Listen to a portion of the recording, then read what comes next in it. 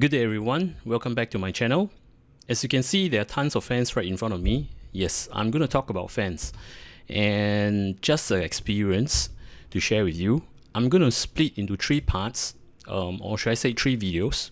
The first video will talk about the budget that you're going to spend, the structure of the fans itself, and the things that you need to take note.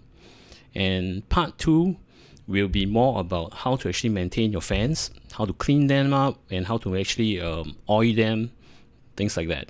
And part 3 will be more fun, which is actually testing on the CFM and some of the collections that I will show you. Sounds like vacuum cleaner and such. Alright, let's get into it. Choosing your fans can be at times challenging or could actually provide you headaches. But if you were to stick to certain principle, right, it should be easier for you. Things like the budget, what kind of budget that you're going to set. Well, there are two kinds of people who does this way. The first type will be they are more willing to spend on fans, so they will just purchase lots of fans and test it out. Now, a smarter way of doing it, right, is that when you set a budget, purchase one fan of each. Have the patience to test them out and to see what are their performances, then decide. Next will be for those who are actually in a very tight budget. I would advise you to actually go do your research, and there are tons of reviews on YouTube. Now, do take note, do not just judge on one review itself. Do plenty, and best is to actually pick up those reviews that are negative, then take out the points. If you feel that that's not the right fan for you, skip to another. Next will be the structure of the fan. Whether would you like to choose a 120mm fan or a 140mm fan? The difference, right, for my personal preference, I would prefer to use a 140mm fan. Reason being, right, they can run at lower RPMs and provide more air, I should say, or equivalent air to a 120mm that is ramping up at full speed. Then next, you will need to actually take note on the structure of the fan itself. See whether is it rigid, or should I say sturdy, or is it wobbly.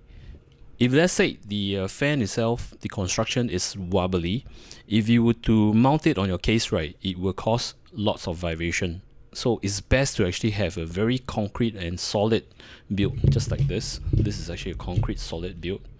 Okay, it doesn't warp. So do take note on that. And next will be, would you want RGB or non-RGB? Now, for my personal preference, right, I wouldn't choose RGB itself. Reason being, right, though the contribution on the RGB, especially some of them is actually at the ring here, so it will generate heat. So imagine that if you are placing these fans, right, then you place it on the radiator itself, right, your radiator will going to catch the heat itself. Else, if you're using an airflow fan, with the RGB itself, right, not an issue, you can use them. Now, also take note on the different types of fans. Some are meant for radiators. This is actually a pressure static fan, and this is actually an airflow fan. So you need to know which is for which function. Now, next will be more on ball bearing. Let me just jump onto my screen and to explain more. Now, as you can see, there are three types of different type of fans. The first type is actually the sleeve bearing. The second type is actually the fluid bearing, and the last is actually ball bearing. Now, what's the difference? Now, looking at the structure over here, which is actually the sleeve bearing itself, right, this, right, is only a shaft that shaft into a plastic cap. Okay, and this is actually the magnetic coil, and of course the fan magnet itself, so it spins this way. For sleeve bearings, right, their lifespan is normally lower and cheap, I should say. So one thing bad about sleeve bearing is that they only enjoy when you place them horizontally and not vertically. If you were to place them vertically, right, it will create a lot of vibration, a lot of throttling. So that might not be what you want. Next will be the fluid bearing. Now, fluid bearing is similar to sleeve bearings, but the difference is actually this shaft here. If you can see over here, there is one metal shaft on the core itself, on the fan itself. I will show you later. So what it does, right, it will hold the fan blade shaft, okay, having the same theory, right, it will rotate through the motor coil itself and the magnetic ring itself. And this, right, regardless whether you place it vertically or horizontally, it's fine. It will not create so much vibration or noise, but you do have to take note about the fan build itself. As I mentioned earlier, right, you can have a fluid bearing, but if the structure of the fan is not sturdy, it's wobbly, then it will create a lot of noise. Next will be ball bearing. These are the most expensive fans, just like the Gentle Typhoon, whereby you have two ball bearings.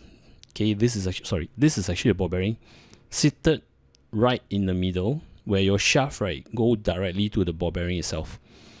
And most of these fans, right, are pretty good in bringing airflow and push or pull air.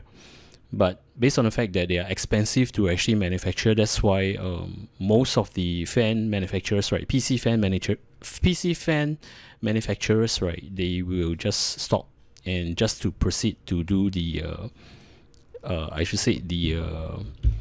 fluid bearing, which is much more cheaper. Okay, let me just take you and show you what is actually going on. Oh, one thing that I forget to mention is that for ball bearing, right, same thing as fluid bearing, be whether you're placing up or down, or should I say vertical or horizontal, you won't have a problem. They will not make noise. And normally ball bearing fans are very, very solid build. Okay, they are not wobbly, based on the fact that they need the weight to actually carry these ball bearings and such. Okay, let's move on to live and I'll show you what's the difference. Right in front of you is in fact 3 different types of fan. This is actually a Rgds 12. Now, this is actually not a full sleeve bearing fan. In fact, it's actually a nano flux bearing fan, but it has the characteristic of a sleeving fan. This is actually Arctic F12. In fact, it's actually a fluid bearing fan. And last but not least, this is actually from Gentle Typhoon, a full ball bearing fan. As mentioned on the diagram earlier on, what's the difference? Now, how a fan generate, or should I say spin, right, is basically due to this. When you generate electricity itself, right, it will go negative to positive itself, and causing this, right, the magnetic ring on the blade itself to actually spin, okay, giving it a motion. And this shaft here, in fact, most of the fan do have it. The metal shaft will be kept to the center. And if I'll bring it closer, right, this is actually a sleeve bearing fan, whereby the cap itself is actually plastic, not metal. So when you use this type of fans, right, it will not last long due to the fact that it will wobble, and they are unhappy for you to actually do the placement as in like vertical mount. Okay, you should be either doing horizontally, intake or exhaust. It's either way, but not doing it vertically, because if you do it vertically, right, it generates a lot of turbulence and it will cause a lot of noise. Now, for fluid bearing fans, right, it's slightly different. As you can see that the cap inside, this is actually metal. Right now you can't see it because it's actually with the lubricant. I'm not going to clean it because the lubricant is actually very important. So just take note that it's actually metal. So when the fans spin, right, be it whether you place it vertically or horizontally, it will not create so much vibration, and their lifespan is pretty long. Last type of fan, this is actually a Gentle Typhoon. Now, this type of fan is actually full ball bearing. Okay, I'm going to take this out. As you can see, there's actually a ball bearing here. Okay, and there is a ball bearing at the top here. I'm going to push this out. See, there are 2 ball bearings. Probably I'll bring it closer. Okay, this is how it looks like. And best part of most ball bearing fans, right, they have this spring to retain the structure of it. This is the spring. So when it spins, right, it's very, very sturdy. Let me just show you.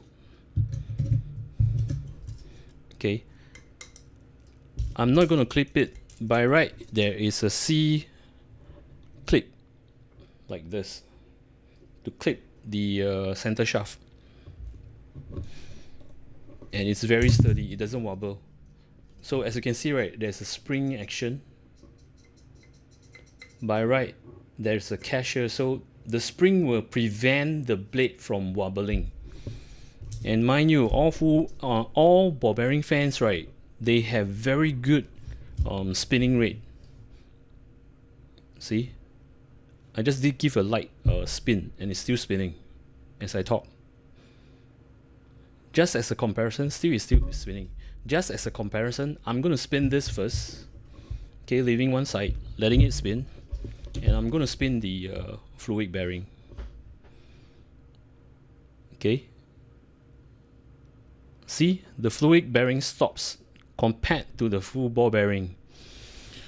So if given me a choice, right, if this full I should say ball bearing fans, they have the 140 mm, right, I'll go for it, definitely. If there is a gentle typhoon 14 mm 140 mm diameter, I'll definitely purchase it, based on the fact that it's actually very well built, and the it's well known for its airflow. In fact,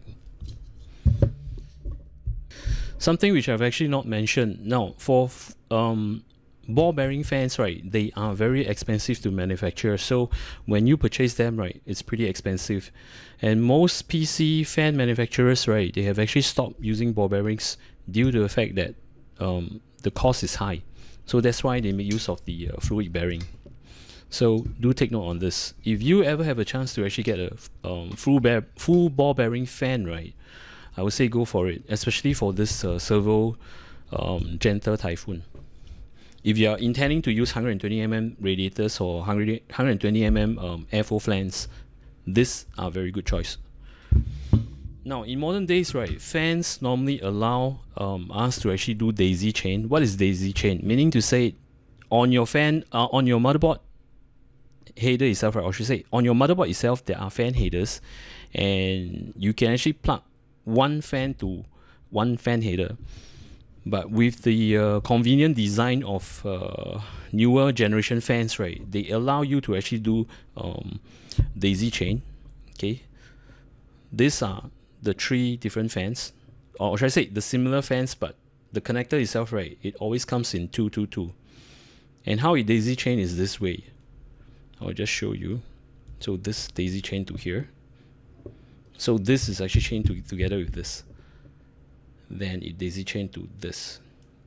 So having to say this, right, three fans are actually chained together as one, and this will go to your motherboard header, or should I say the fan header itself. But please take note, not a lot of people are aware of this, though. Right now the fans, right, they produce, right, are at around 0.2 ampere or 0.20 ampere or below. Some fans, right, if you are not careful enough, especially fans, okay, let me just grab one fan here. Okay, take a look at the rating here.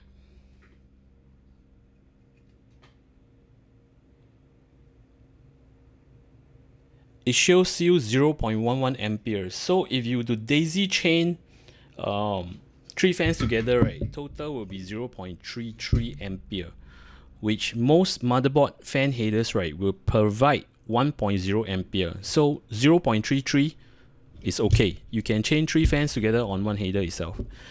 But if, let's say, if you didn't check properly what kind of fans you're getting, especially those cheapo, I should say, fans, normally their their amperage, right, is very high. Okay, this is actually an antique fan. Okay, I will show you on the third video itself how loud this is. You can see over here, right, it's rated at 1.35 ampere, which is very, very high. So if I were to plug this onto the motherboard header, or should I say the fan header, your fan header will blow for sure. So do take note on this. Before you connect or daisy chain anything, right, make sure you read the readings first. There are readings over here that tells you that how much amperage. If it does not tell you the amperage itself, right, do not use the fan at all, because you do not know the amperage and you daisy chain them together and plug to your motherboard fan header, right, your motherboard fan header will blow. So do take note on this. There goes with this section here, whereby I've actually concluded the first video. So I will see you on the next video.